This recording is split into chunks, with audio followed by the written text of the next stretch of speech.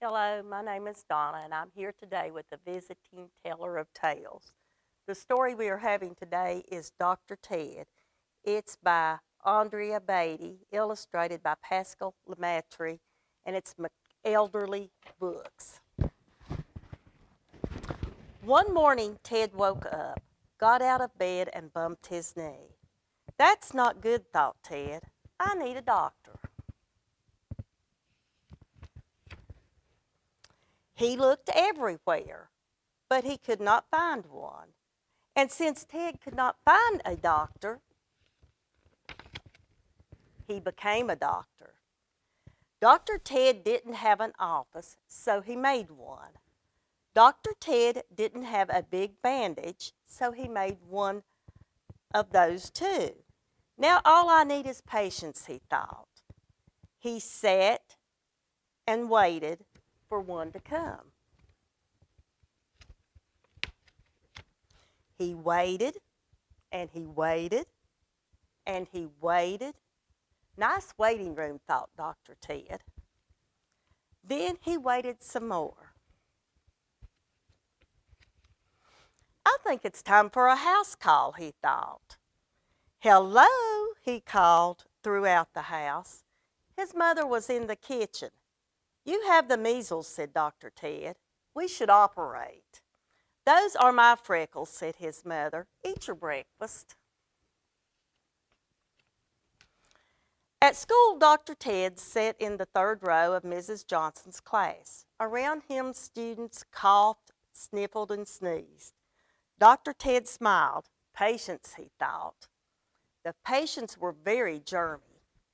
At lunch, Dr. Ted took their temperatures and measured their blood pressure. He gave them fine medical advice, and they were very thankful. Dr. Ted was such a good doctor, even Mrs. Johnson came to see him.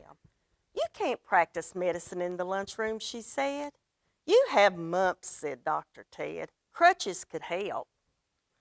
Those are my cheeks, said Mrs. Johnson. Eat your lunch. Principal Bigham walked in. Dr. Ted could tell he was very sick. He needed a doctor. We already have a school doctor who visits on Fridays, Principal Bigham said with a smile. You have gingivitis, said Dr. Ted. You need a full body cast. Principal Bigham frowned. You also have bad breath, said Dr. Ted. You need a shot. The principal's face turned bright red. And a fever, said Dr. Ted. You need a transplant. We already have a school doctor. Principal Bigham pointed toward the door.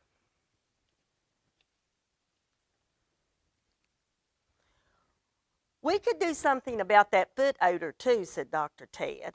Go home, said Principal Bigham. Dr. Ted was very sad. He packed up his big bandage and went home. That night he took 2 cookies and went straight to bed. The next day during recess, Ted sat on a bench and sighed.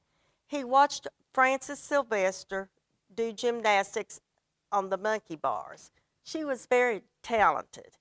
Everyone thought so, especially Mrs. Johnson and Principal Bigham. Frances finished her routine with a triple twisting somersault.